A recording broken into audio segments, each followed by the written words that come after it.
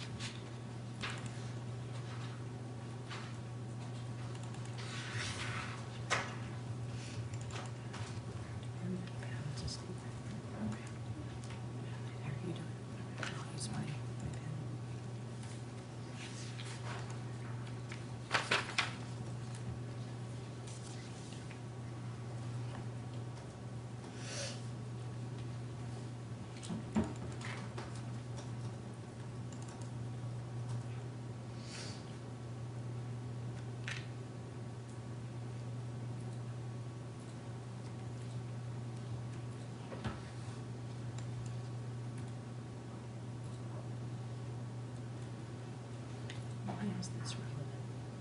Thank you.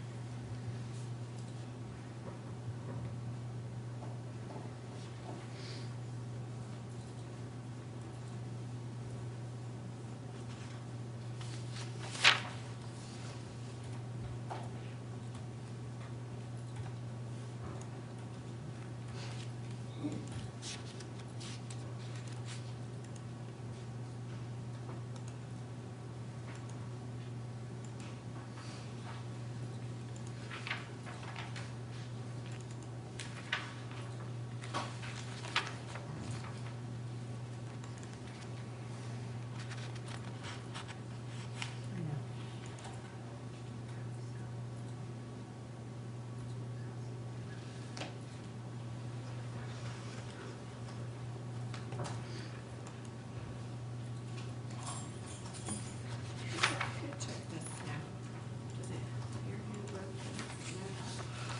I don't think so. Deborah Willis. That's not Wills. That's not this person. No.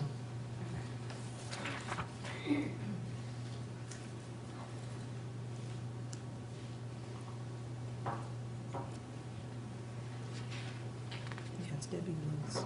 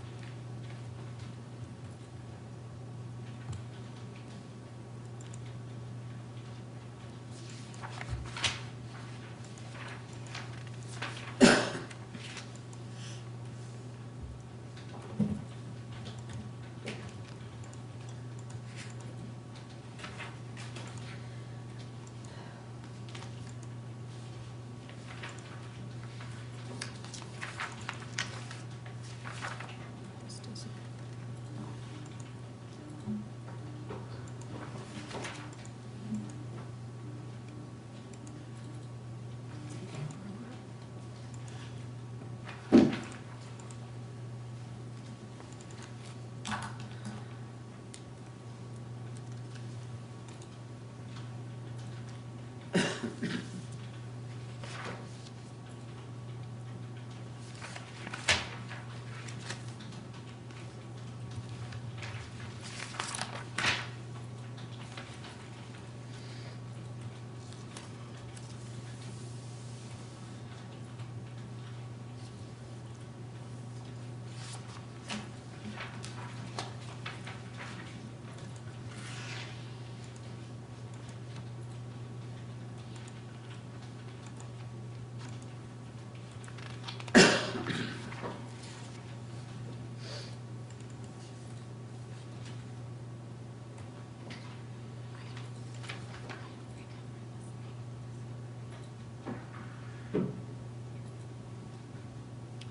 don't remember what she was upset about.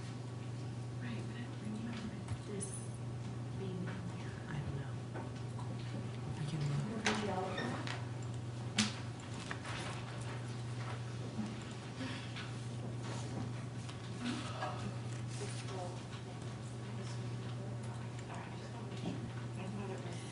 No, that's what she was so upset about. And she was like, yeah, that's why she wanted them to pay more attention to her because she was so concerned.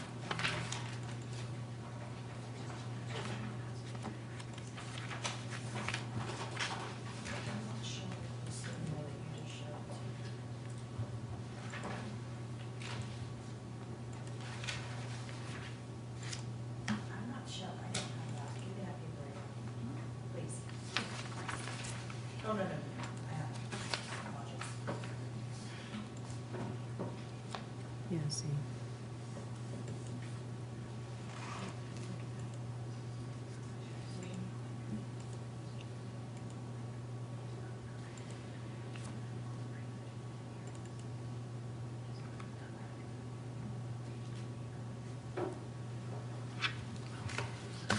Do we want to delete all of this?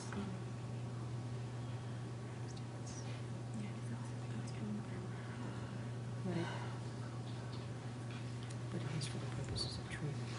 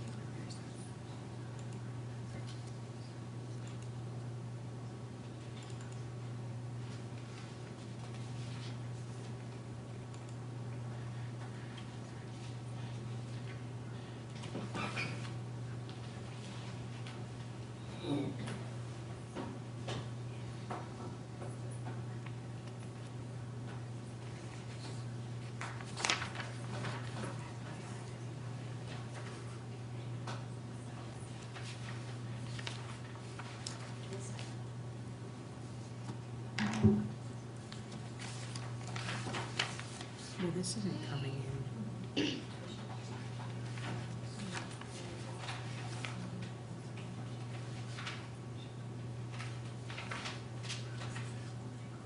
What's this doing in here?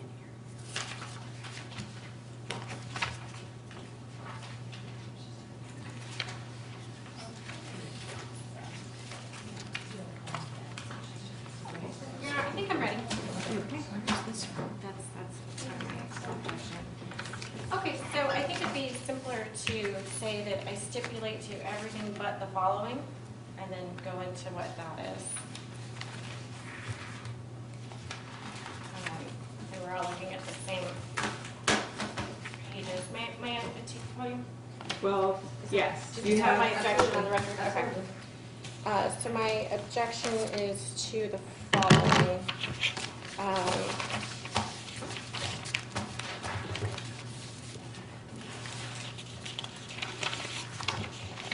Okay, it would be, with the affidavit is page 1, it would be to page 1. The 6th page.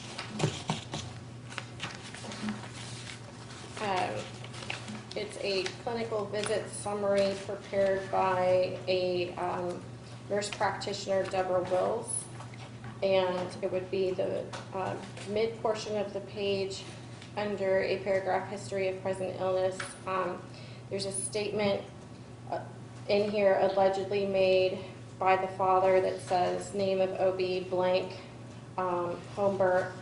Father states he delivered the infant because the midwife left prior to delivery while the mother was laboring. So I would object to that as the basis of a statement that, and just so we can be more efficient, my objection is going to be the same for all of it, and then you can, then respond, it'd be easier that way than responding to each and every single one, I think. Go ahead. Okay. And then, Okay, I'm sorry, the objection is to the father's statement there? right, that's a Okay. statement that he put in there, so that's my objection on this page. And then at the bottom, this sort of clinical impression that would be based on statements that were relayed, which is there's not a good history on the birth of this infant. Essentially that whole paragraph, I'm fine with the baby's weight is down 1 ounce since birth, because that's a clinical objective inference. And then page 7, again, the clinical impression, it's unclear but assumed. So I would object to all of that, and then I'd object to even the hemoglobin check of the mother. If she was not a patient of the practice, I don't know that that's relevant. So that's on that, and then so this would be page 8, 9.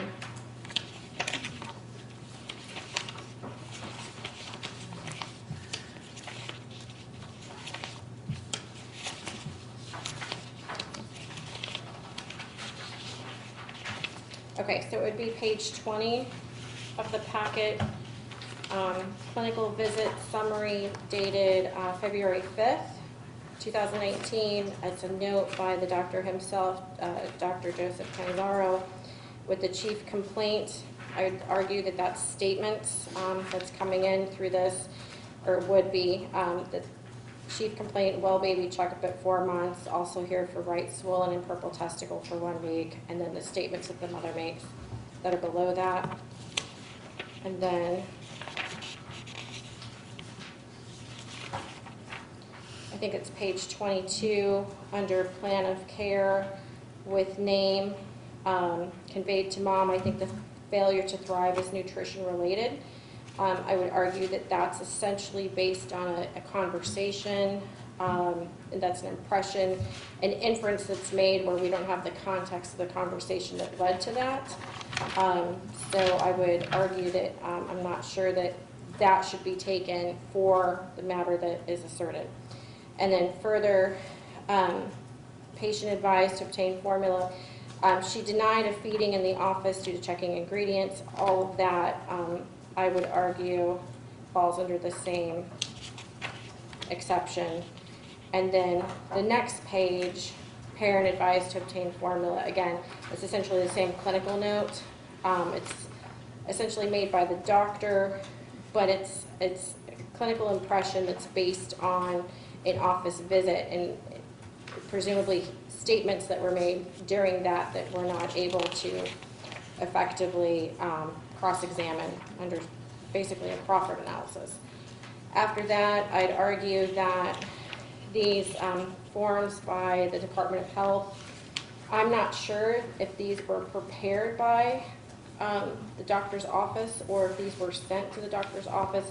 If not prepared by the doctor's office, then I would object to them coming in because they wouldn't qualify under the business records. Those are the 2 pages titled Newborn Screening Program Laboratory Report? Correct. Okay. If it's not prepared by the custodian of record or, in that practice, then I'd argue that it doesn't meet the exception. And I believe that concludes my objections. Okay. I have no objection to taking out the newborn screening program lab report. I agree that came from another place. It's not relevant even really, or at least I can't understand a word of it, so I don't think it's relevant. With regard to the other objections that were made, I think all of that is admissible. The admission, the hearsay exceptions that apply are certainly admissions by a party, because they're statements of the mother and the father that are recorded there. But in addition, they are under 803 sub 4, statements made for purposes of medical diagnosis and treatment.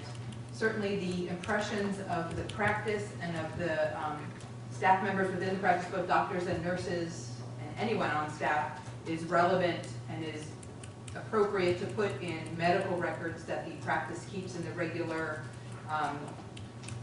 running of their office. And that's exactly what the hearsay exception is meant to encompass, all of the records kept by the practice within the regular course of its business. So I would argue that other than that one page, everything else that was objected to is admissible.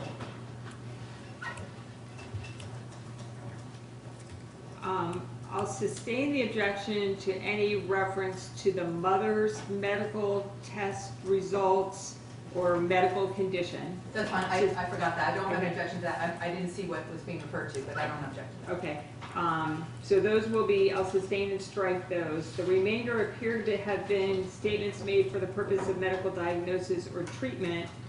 And on that ground, I will accept the statements as hearsay exceptions under 803 subsection 4. Thank you, Judge. May I continue with the witness? Yes. Ms. Confufiane, we're ready for you again. Are you still? Sorry, one more thing. The status of the relationship status is related to the diagnosis of a child? And how does that go to the screen? Let me look back at that because Thank you, Judge.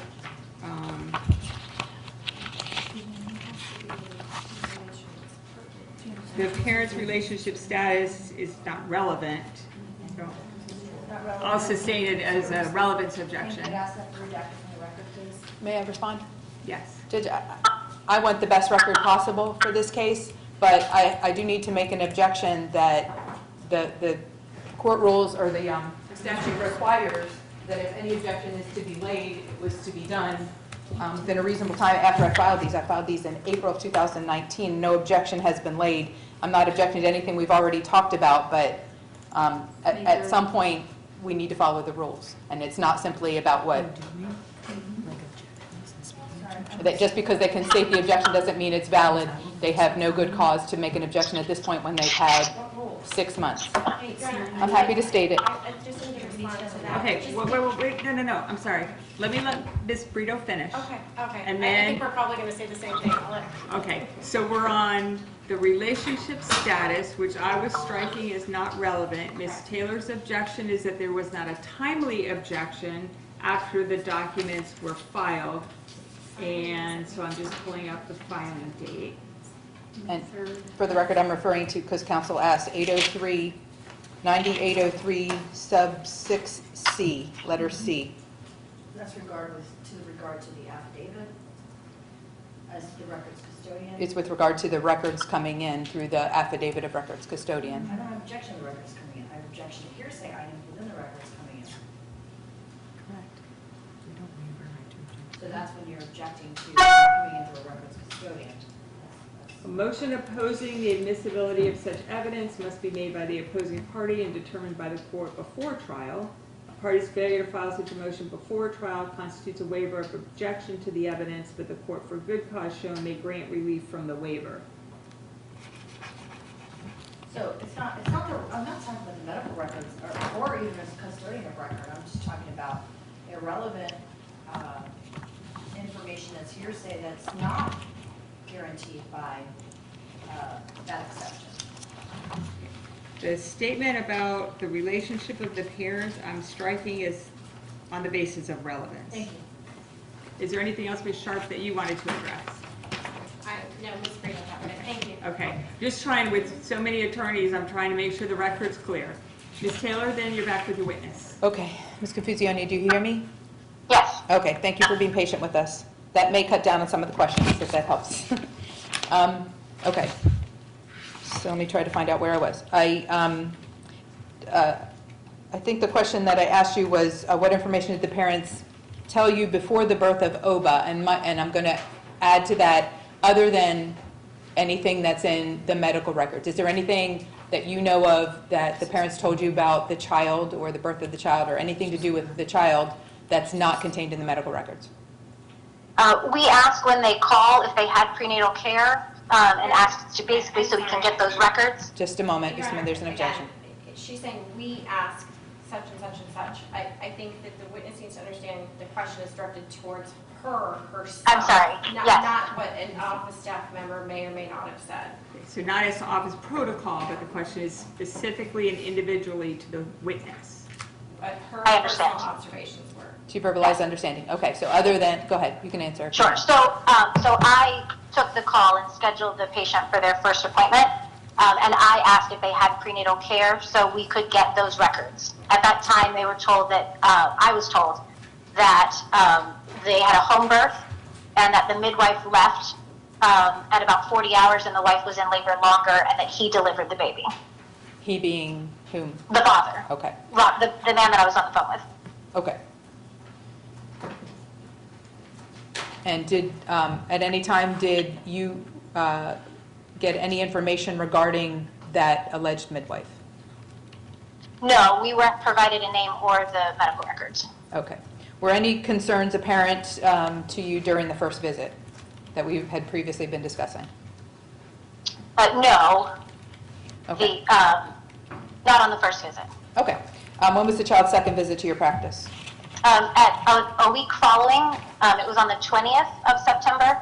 Okay. And who attended with the child? Both parents again. Were any concerns apparent during that second visit?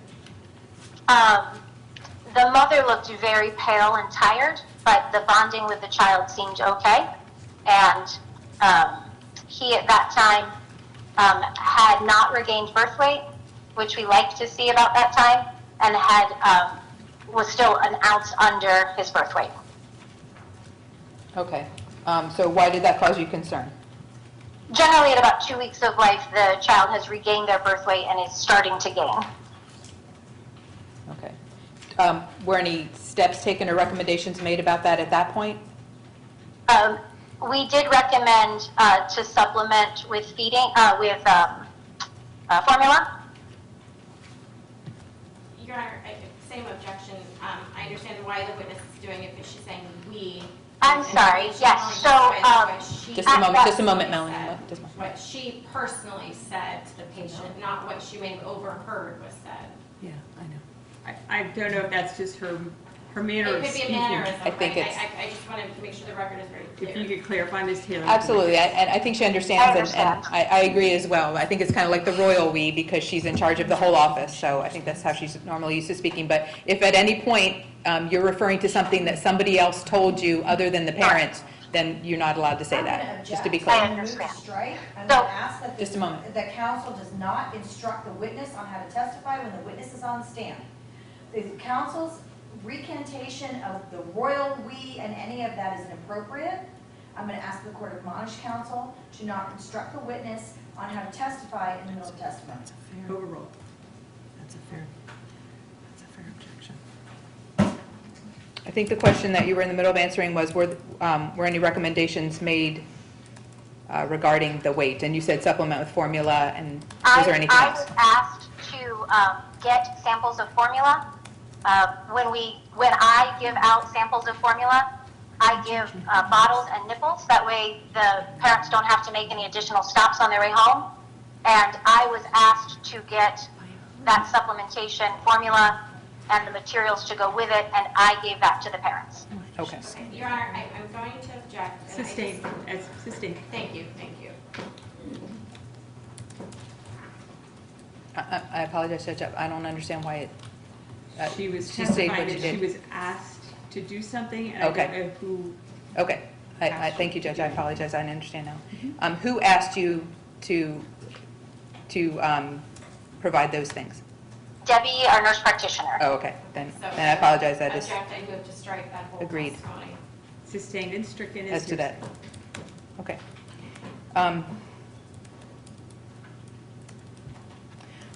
What is the policy of your practice to recommend to parents regarding the start of solid food for an infant? Our practice starts food supplementation at 6 months of age. Okay, and did you advise the parents of that recommendation? I did not discuss food with the parents Okay. because the child was not a patient of our practice at 6 months of age. Okay. Okay. Does your practice recommend immunizations for children? Objection, relevance. Just a moment. Judge, it is relevant because the argument that's made in the petition is that the parents fail to follow recommendations of doctors to the detriment of the child in grand and a global statement, and this is one of them. Your Honor, they are not before the court because of failure to immunize, and then the child got polio or got some kind of disease as a result of not immunizing. The question is just meant to prejudice the court against these parents, to cast them in a bad light. On day one, we were already being given information about co-sleeping, home birth, all of this sort of negative connotation attached to it. Your objection is Thank you. relevance. Prejudice? It is. It's unduly prejudicial towards these parents. Okay. And More so probative, or less probative than prejudicial. I'm going to remind everybody that when we started on day one, everyone agreed that when an objection's placed, the argument or the objection would be followed by simply the legal grounds, and then if an explanation's required, I think that's what everyone had asked for on day one. And I we were- apologize for the speaking objection. I'm feeling very passionate about how these parents have been displayed before the court, so. I have a response if the court wants to hear it. Yes, please. Judge, a number of these objections, specifically this objection to this evidence, the court is required not simply to determine if on the day the child was removed, whether that provides grounds for termination of parental rights. The grounds listed in the petition are that the parents engaged in egregious conduct or had the ability opportunity and capability to prevent and knowingly failed to prevent egregious conduct, that they committed chronic child abuse is ground 11, paragraph 11, and paragraph 13, that they engaged in conduct with the child that demonstrates the continuing involvement of the parent or parents in the parent-child relationship threatens the child in essence. So all of those things, not to mention even the manifest best interest factors that the court is required to address, which includes the ability and disposition of the parents to provide the child with food, clothing, medical care, and other remedial care. So I think it goes to all of those aspects. How the parents responded to the recommendations of medical professionals with regard to the child. I agree that there's not a disease that can be tied to a lack of immunization, but whether or not the child was immunized pursuant to the request or the recommendation of the pediatrician is relevant. There's no recommendation in there anyway. Sustain the objection. There's no mention in the petition of anything with regard to immunizations. The allegations are very specific as to different medical professionals, the advice that was given, and whether or not the advice was allegedly followed, but I don't see any mention of immunizations or that was of any concern to any medical professionals. Thank you, Your Honor.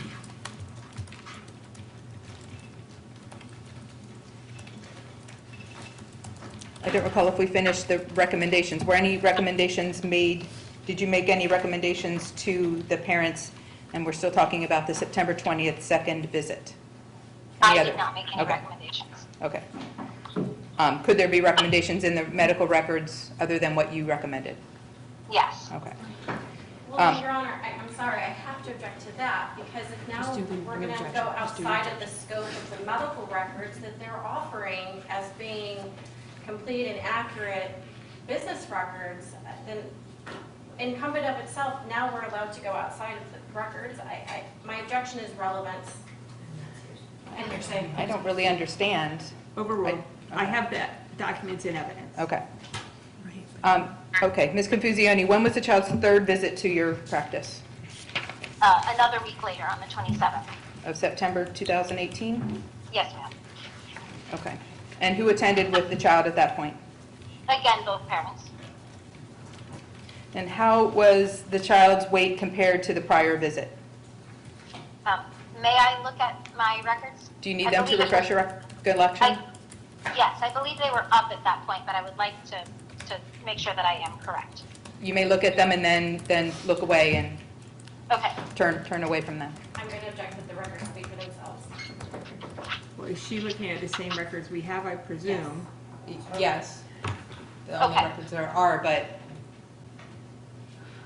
but I'm asking her to compare them. I'm not asking simply for numbers. Overruled. Okay. Go ahead, ma'am, you can answer. Yes, the weight was up at that visit. Okay. Did the parents tell you anything regarding how they were feeding the child other than what's documented in the records? I ask when I am working up the patient how the patient is fed, and they give me that verbal response. Okay, and would that be documented then in the medical records, or? It is Okay. documented in the medical Okay. records. Were any recommendations, did you make any recommendations to the parents at the end of that third visit? I did not. Okay. Would any recommendations that were made be contained in the medical records? Yes, they would be. Okay. When was the child's fourth visit to the practice? November 1st, 2018. And who attended with the child? Again, both parents. Let me ask you at this point, because I think for all four, both parents were present. It sounded like you testified. Were both parents active in participating in each of the visits with your office? The first couple of visits, the mother seemed kind of pale and tired. That's typical in our practice post-delivery. Sometimes there's postpartum. I don't know that there was in this case. I do know that there were recommendations that are noted in the medical records regarding that. But by the November visit, they were both interacting appropriately. Okay, but the mother was present for all of the all the things that you've testified to? Yes, ma'am. Okay. Your Honor, if I could just, I don't mean to be a pain in the neck, I really don't, but we're getting into were recommendations made that were not What's your contained in the objection? record. My objection is that under 90.8037, absence of entry in records of regularly conducted activity, that the absence of a statement, a record, a report, a data compilation, if it would have been made in the regular course of business, cannot come in as evidence if it didn't occur. A non-occurrence or non-existence of the matter, if it was the kind of which that a memorandum, record, report, or data compilation was regularly made and preserved. So my objection is that to say that there's recommendations that were made that were not contained in the record, that should be stricken as inadmissible hearsay. I'm not understanding. I just simply asked if it was the practice of the practice to document recommendations that were made other than what this witness can testify to under personal knowledge. I'm not claiming that there's the absence of anything. So I apologize. I don't understand the objection. It doesn't seem, I don't understand. I'm not sure if I understand either. Okay, I don't mean to not be cogent about it. I think it's improper. I think it's hearsay under 90.8037 to ask a witness if there were recommendations that were made. If they're not, if the recommendations that are proffered as having been made aren't contained in the business record that is being sought to be introduced into court, then that would be inadmissible hearsay. It's the non-occurrence of an event that would have happened in the normal course of business. To come in as a truth of the matter asserted that there were recommendations that were made outside of what we see in front of us. It's hearsay. It's hearsay. Okay. I thought the last answer was no recommendations were given. That she gave no recommendations. Okay. That's what the witness testified to. And then I said, There was would the records reflect anyone else's recommendations from the practice? And she Right. said yes. And that's what I take objection to. Okay. But, so if the record contains recommendations, I can consider those because the recommendations are in evidence. But if the record contains no recommendations and the witness has testified that some were made, although I don't think she's testified to that, I can't consider that. That's my argument, yes. Well, I agree. Okay. I just, because I'm hearing, maybe I'm not hearing it right, I'm hearing were recommendations made that aren't contained in the medical records. That's And what I she thought said, she yes. said yes. No, that's not what I asked. I'm sorry, but I thought she said, would any recommendations be in the records? Yes. But I'm certainly not a court I want to make sure reporter. I'm hearing everything then, okay. Not a court reporter. We don't have one present who can read back questions and answers. So absent that, we have to just rely on our own memory. But I misunderstood the question, and I think everybody at this table misunderstood, so, okay, I apologize. Okay. I'm also a little concerned about time because I have 4 cases that are waiting outside. All right, and we're going to have direct, I'm sure. So do you know how much, Cross, how much longer you're going to be on direct? I don't have that much more to do. I am skipping around, but Cross is a whole different animal, and it may be that we need to reset this up at some point because I know the witness is probably not available much longer. I'm going to hope to at least get through direct, but then I have 4 cases waiting outside. And I understand it would be my obligation to secure the witness again. She's under subpoena. She's in the middle of testimony, she's under subpoena, she's available. The witness is available. I don't believe that the witness is allowed in the middle of testimony to say, I'm no longer available. I'm saying the That's not what I court's not No, I know available. what you're saying, I'm Judge. saying What the court's saying not is available. When the court is available in 45 minutes, I'm objecting to releasing this witness until we're done with her today. Well, we'll address that when we get to it. I'm saying the court's unavailable past 2:15. I understand Okay. that, but Got it. Ms. Taylor said that she doesn't believe this witness is going to be available much longer today.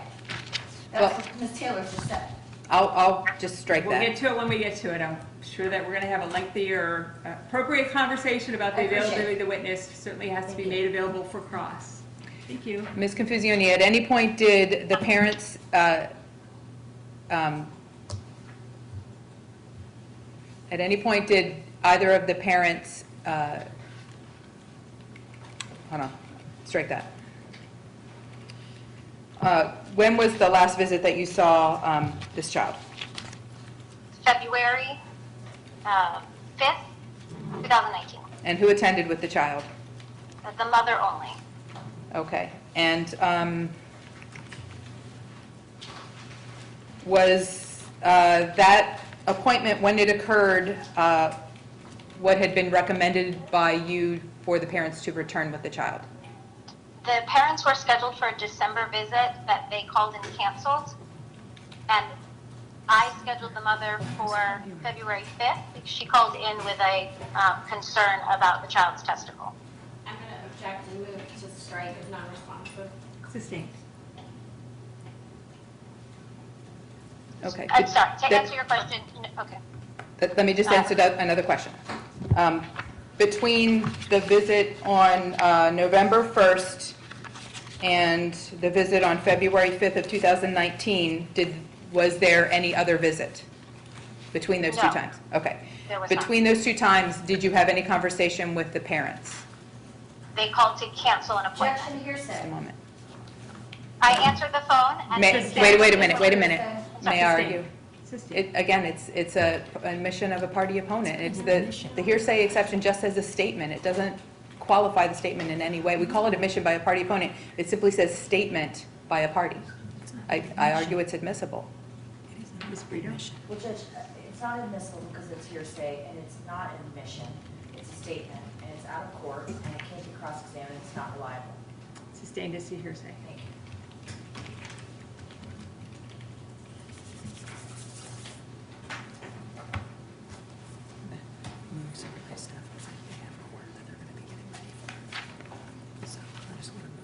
At some point between the November 1st and February 5th visits, did you have a conversation with the mother? Again, I'm going to object, renew my objection, and move to strike. I apologize. That's probably a very similar. I'm trying to think of a different way to ask because honestly, I don't understand the ruling. I'm trying to understand it so that I can ask a proper question that will not sustain an objection. And I'm not sure. An out-of-court statement, not under oath, being moved in for the truth of the matter by an opposing party. I understand that it's an opposing party, but it's not an admission by an opposing party. It's a statement of fact. Presumably, it was a statement of fact that's being moved in for the truth of whatever was stated. And I believe, if I may, that that's what the hearsay exception, 9803 sub 18 says. In its entirety up to that point, it says 18, admissions, a statement that is offered against a party and is A, his own statement in either an individual or representative capacity. And at no point does it indicate that anything other than, quote, statement is what's admissible. The hearsay exception states that's admissible because it's a statement made by a party, and this is a statement made by the mother. So I don't understand how it's not admissible. And I apologize, I'm not trying to. No, I want you to make the record clear and make Yes. your exceptions as thoroughly as you need. Was there something else you wanted to add? Just the against word that I think council's omitting from the argument. It's statement against interest. No, it doesn't say that. Tell me, if I'm wrong, show me where it says that. I don't see that This is the anywhere. case that every single hearsay objection that council has made up until this point needs to be overruled, and every statement needs to come in that my clients have said, that were not allowed to be put in because they weren't against interest. So when my client says, I love my baby, I feed my baby, council doesn't want that to come in. When it comes in that, possibly the baby's not eating properly, that gets to come in. It doesn't work that way. And on behalf of the mother, I would just say that an admission implies it's admitting some kind of guilt or culpability. It's saying, yes, I did it. Okay, that's a statement against my interest.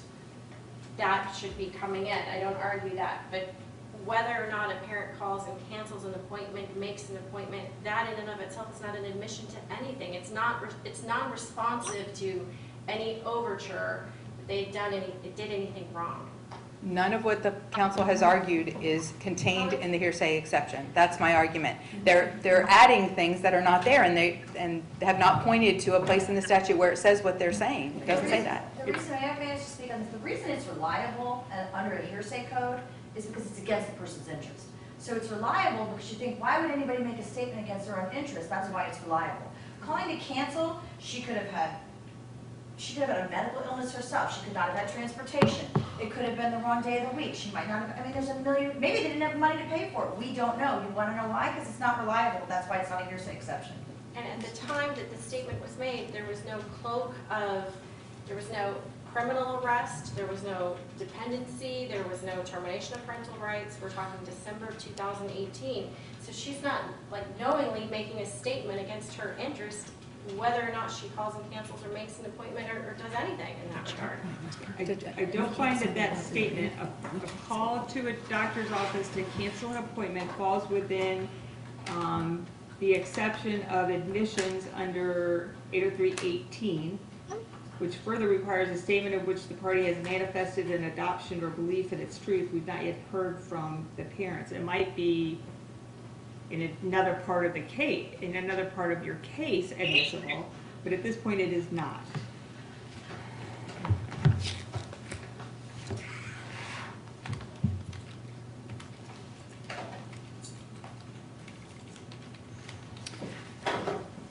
At the visit on February 5th of 2019 that the mother attended, did you have any concerns about the child? Yes, And what were those concerns?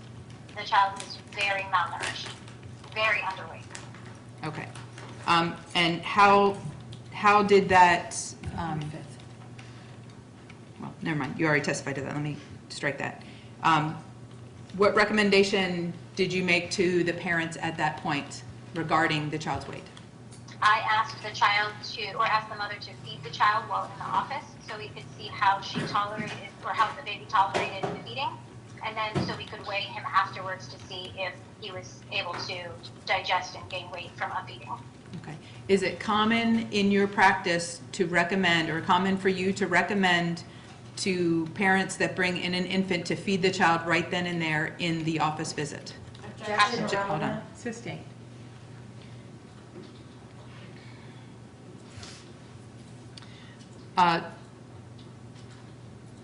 Did the mother indicate to you why she chose not to follow your recommendation and feed the child at the office visit? Objection, facts, not in evidence. Sustained.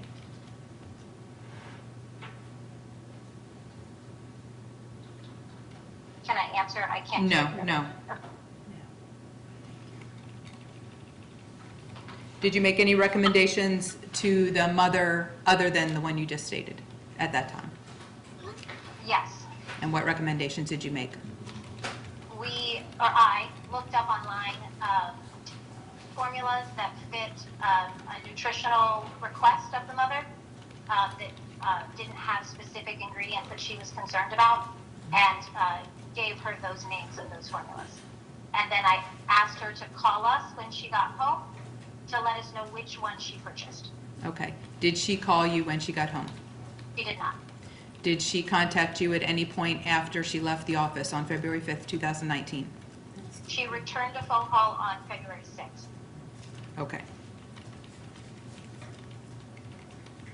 And did she provide the information during that phone call that you had requested? Isn't that hearsay?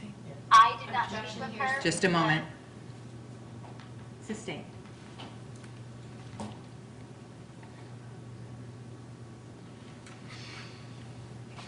Did the parents ever text you information? They did not text me information, no. So overruled. Okay, I think, can you answer again? I don't think anyone heard you. The parents did not text me the information, no.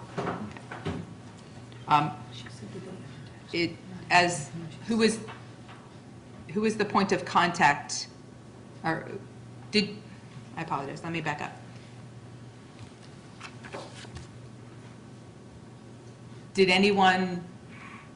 Did you or anyone within your hearing ask the mother to text information to the office? Yes, she was requesting Form of the question. I said, did she or anyone within her hearing ask the mother to text with information? And in her hearing would be hearsay. Sustained. Okay. Did you ask the mother? Did you ask the mother to provide information to you by text? Hearsay. Just a moment. Overruled, but hers. I thought she already answered it. I thought it was stricken or sustained, so I asked it again a different way. It was stricken as to whether anyone else had. Right, so that's why I asked it just with regard to her. Did you ask the mother to text information to you? Not to me directly, no. Okay.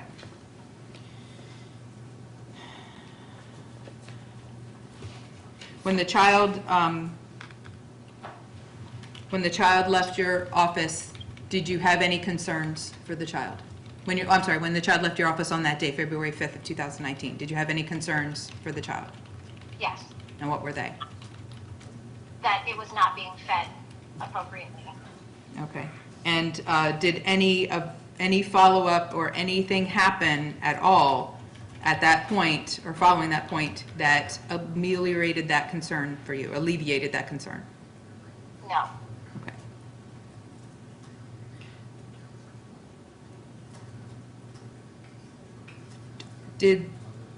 Did your practice ever receive information that, not what it might be, but did your practice ever receive information that the parents complied with the recommended newborn hearing test? Objection, hearsay. All through hearsay. Whether they received it or not is not hearsay. Because she would only know, if she didn't directly receive it, she's only going to know if it was received by what other people have told her. I think the court can. There was a prescription for a hearing test, and the Yes. question is whether or not the parents ever participated in the hearing test? Right. Or whether she has knowledge of that. Okay, she can answer that. Do you have any knowledge of the parents complying with the recommended newborn hearing test? I do not. Do you have any knowledge of the mother complying with the recommended postpartum exam? I do not. Objection, relevance to postpartum exam, this is assumes facts, not evidence. This was an exam of the mother? Yes, that was Sustained. recommended. Did you ever receive any follow-up? Sorry, I forget how I asked the question. Did you ever receive any follow-up to the recommendation that the parents have the child see a cardiologist? Objection, I hearsay. did not. Just a moment. Objections to hearsay. And assumes facts, not evidence. Sustained. Unless there's something in the record about the referral to a cardiologist. I haven't read the In the entire- evidence, in the evidence is a recommendation for a cardiologist. I apologize, I was assuming that, I didn't read all of it. I understand that, Judge, I was jumping ahead. We don't have an objection to the recommendation for cardiologist because that's in evidence. Anything else beyond that is hearsay. And again, I'm not asking her to say what the referral, what the response might have been, but whether she got any response. That's Sustained as to hearsay.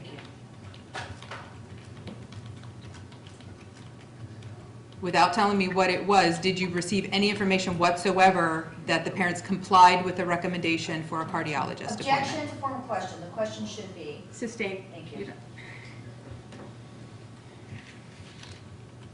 Do your office records, or, yes, your medical records regarding this child contain any evidence of follow-up with a cardiologist? Objection, records Just a speak for moment. themselves. Sustained, I have the records and evidence. I have no further questions at this time. Okay. I have to address my arraignment, so what are we going to do about the witness's availability for direct or for cross? Can we call her back? I assume I have to. Okay. So ma'am, the court's in recess to address some other matters. I expect that it might take 20 to 30 minutes, and then we will reconnect for the remainder of your testimony. And so I'm going to hang up now, but then I'm going to call you on my cell phone while the judge is handling other business. Well, I'm Do you going to call understand? the rule of sequestration and ask that counsel not phone the witness in the middle of testimony. Okay. All I need is for the witness to be alerted when we're going to call her back, so that she has some time to get back to Okay, her office or that's- wherever she needs to be. So, Okay. Do you understand, Ms. Confusione? No, I understand. What's the time frame? well, let's just say 3 o'clock. The judge is saying up to 3 o'clock. Will you? Okay, thank you. Thank you. Bye.